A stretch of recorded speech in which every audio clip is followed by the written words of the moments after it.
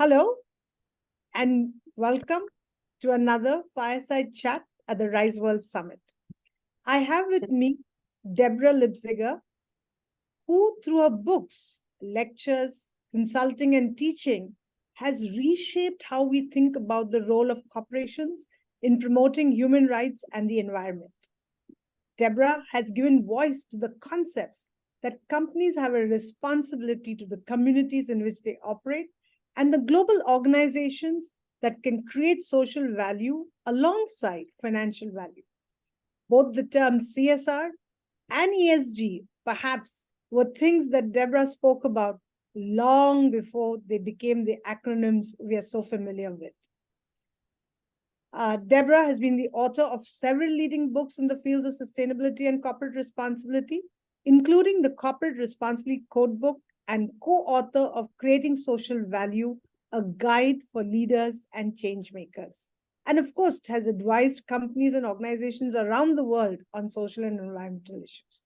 Deborah, welcome to the Rise World Summit 24. Thank you. It's such a pleasure to be here. I think it's my third summit. Absolutely. And I think we are also pleased to have you year after year, because every time you come up with something new. And of course, today we are going to talk about the Lexicon project, which I think is more passion project than anything else, if I can imagine. And it's a mammoth thing. So tell me, what inspired you to really get started with the Lexicon project? Well, I think we need a new vocabulary to be able to implement the UN global goals, to be able to create new visions for the future. And so part of that is language and developing those concepts and paradigms that can help us shape the future that we want.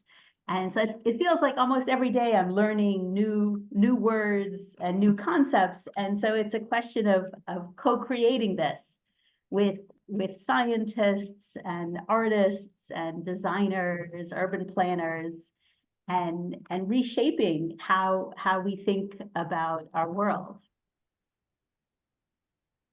You know, the lexicon obviously has a really diverse set of words. Maybe you can share with us a little bit of the kind of people who have contributed, the kind of experts, the kind of thought leaders who have probably, shared this with you. So maybe a little bit on that. Absolutely. So I've had wonderful support from many entrepreneurs and scientists and authors.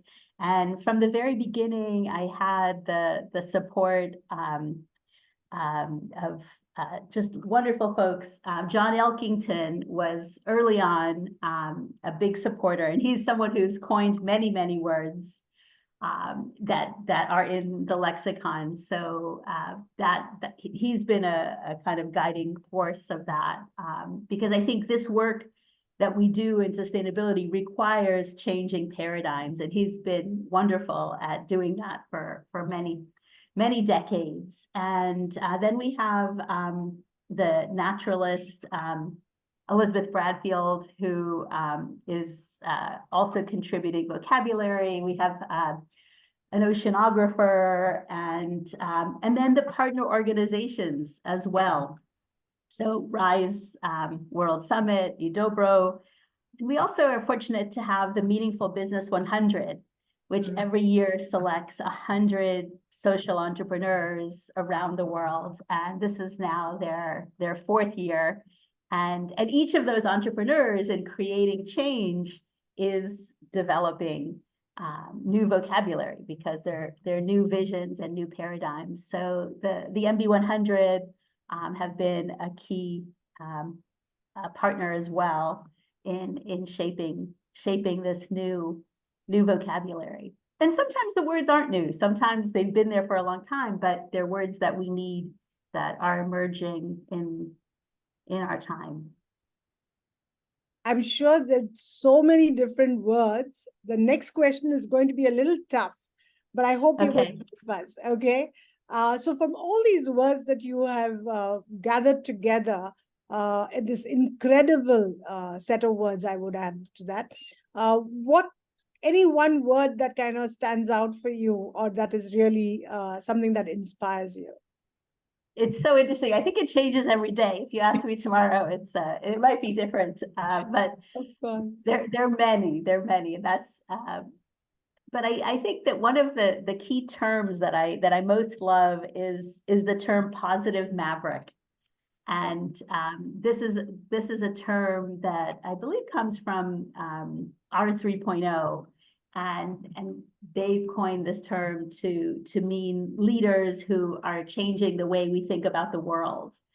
And I love this concept, and I think of you, Karan, as a positive maverick, and John Elkington, and many of the people who give voice to these words. So that's a word that a concept that I especially love. And the other one, if I might mention too, if that's all right. Of course.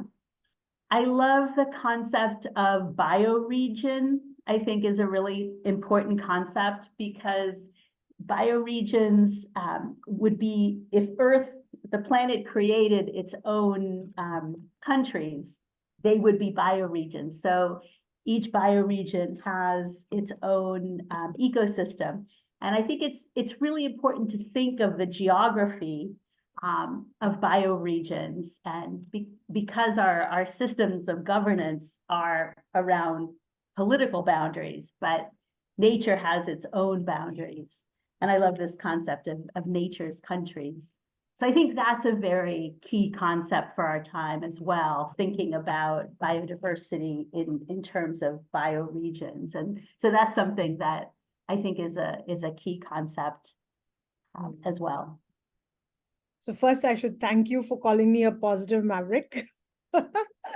And second, yes, I agree. The word bioregions and nature's countries, I mean, that kind of conjures up a completely different way of looking at our world, isn't it?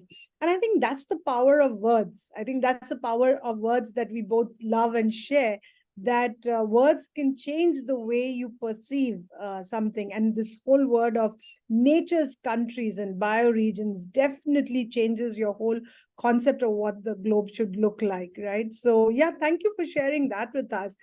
Going along the same lines, when you use the word ecosystem, and as you know, the Rise World Summit, works on ecosystem building. Yes.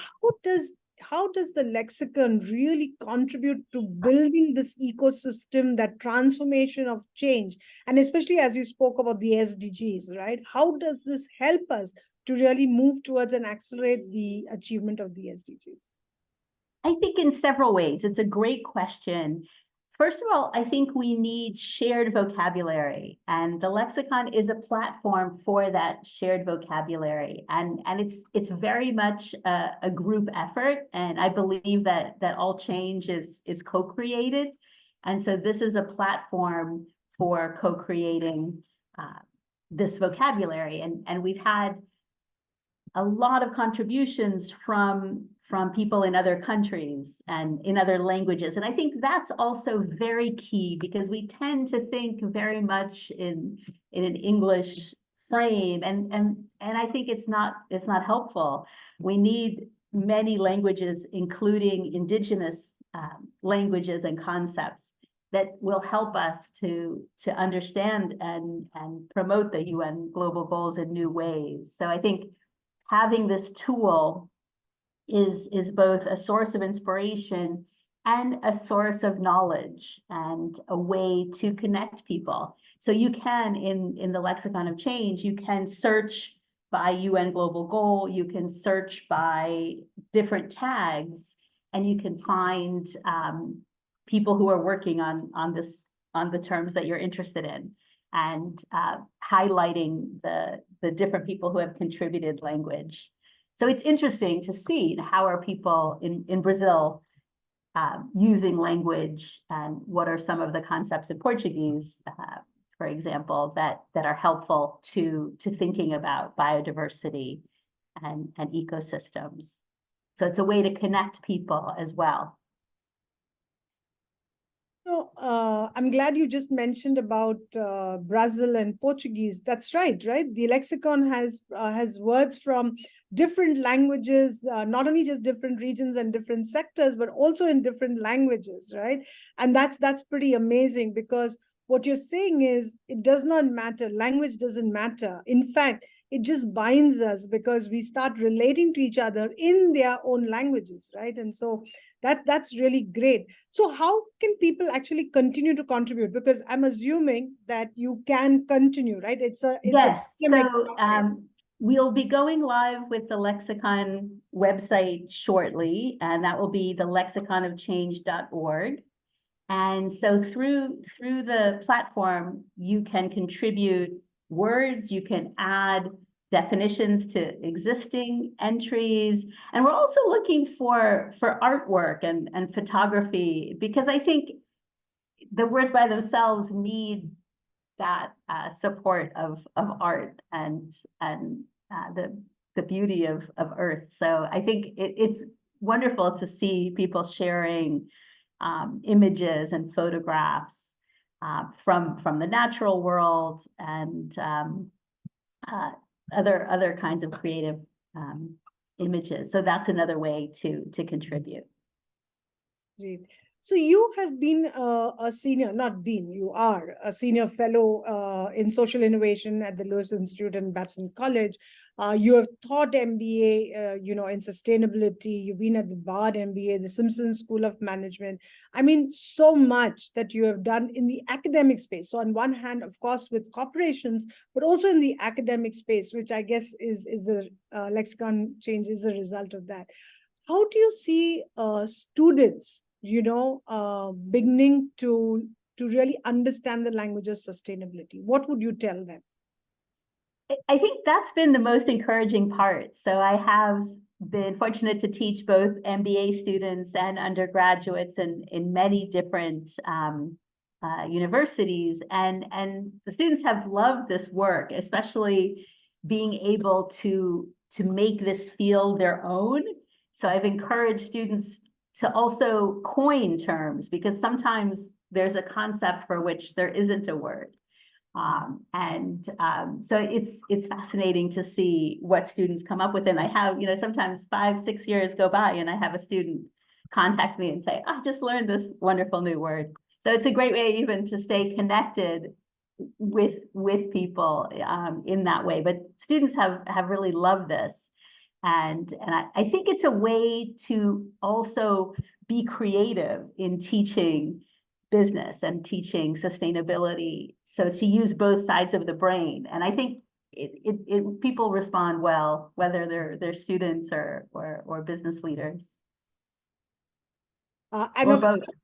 Sorry, please go ahead, please. No, some of the students that I teach are already entrepreneurs. And so I think the creative side of being an entrepreneur relates really well to thinking about language. And that's beautiful, right? Because, as I said, it's the nuanced use of language that changes your perceptions and ideation processes. So yes, thank you for, of course, giving that as a gift to us. And I must thank you also for, including our own new terms in terms of what we talk of socio-environnomic impact. I think, Yes. people talk of social and economic impact in one word, but why are we forgetting about the environment? Because we talk of triple bottom line, we talk of people, planet, and profit. Then how is it only socio-economic? And it should really be socio-environnomic, social, environment, Yes. and economic. So thank you for helping us and giving us that platform to share that word, of course. Of course, we have other words that are part of your lexicon, and we're really proud to be a part of it. So moving ahead, I mean, tell me, what would be your vision? How would you see people really taking the lexicon forward in real terms on the ground? I think there are many ways to use it. So my hope and vision is that it will be useful for business leaders, for teachers, and people in cities. I think a lot of the terms are inspiring, and so that's something that I want to bring with the lexicon, is to inspire people and to take action. So I think that's a key piece of it. The other part is, I think each organization, each company needs its own lexicon. So I have been working with a number of companies to develop that internal language. And I think that's really important, right? So there's a lot of reporting on sustainability, but I think a key part of that is really understanding how you use the words and what they mean, because I think there is a move towards kind of buzzwords, and this is kind of the opposite of what we're trying to do. We're trying to drill down to understand where the words come from, and making sure that we're very precise in what we're using. So I feel like a lot of the corporate communications are really buzzwords, and so I think that really is not authentic. And so I think there's a way that the lexicon can inspire a deeper thinking and kind of colors to paint a vision that's specific to a state or a city or a company or a university, to think about, and how do human rights apply in our organization? What do we stand for? And to have those really creative conversations. I think we see so much polarization. We see a lot of discussion that isn't actually grounded in creativity and generative vocabulary. Yeah. So true, right? We definitely need new vocabulary, and we definitely need new models and paradigms. And we are so proud to be able to be part of the launch of the lexicon at the Rise World Summit. I think it's a special thing for us as well. And we are looking forward to it. And I'm sure that all our participants here, all our partners here are also very eagerly waiting for it. I think maybe I'm going to close with, maybe a quick request. The Rise values, the Rise World Summit is based on the Rise values, and, being responsible, inclusive, sustainable, and ecosystem friendly is all that you just spoke about and more, right? And so when we talk of a value system and you talk about an ecosystem, how do you see the two really coming together? And how does that help really create transformation?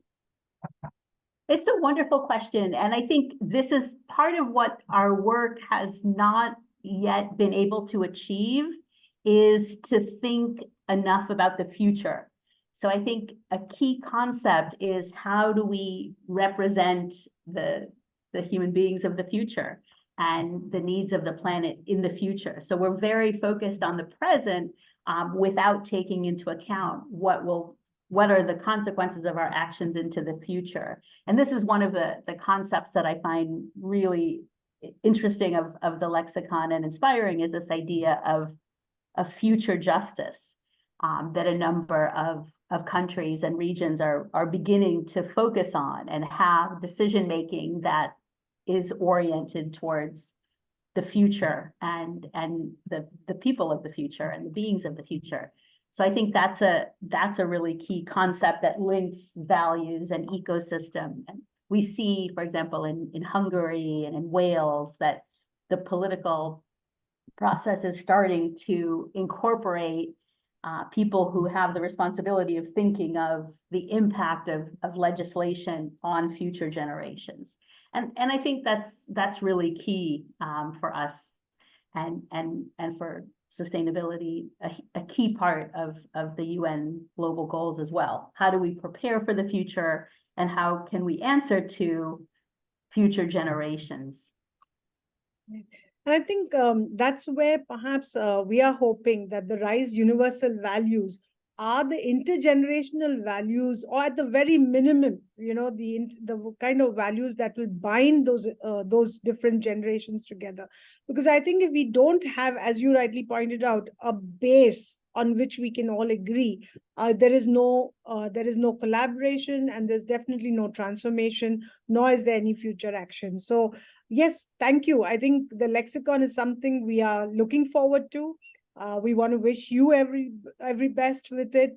We want to hope that a lot of our participants at the Rise World Summit will contribute to the lexicon. And we also hope that we continue to have you at the Rise World Summit year on year. So thank you very much for joining us. Thank you very much for making this such an interesting project that will bring a lot of change in the world. And thank you for being a part of the Rise World Summit. Thank you. It's my pleasure. Thank you, Karan. You inspire me.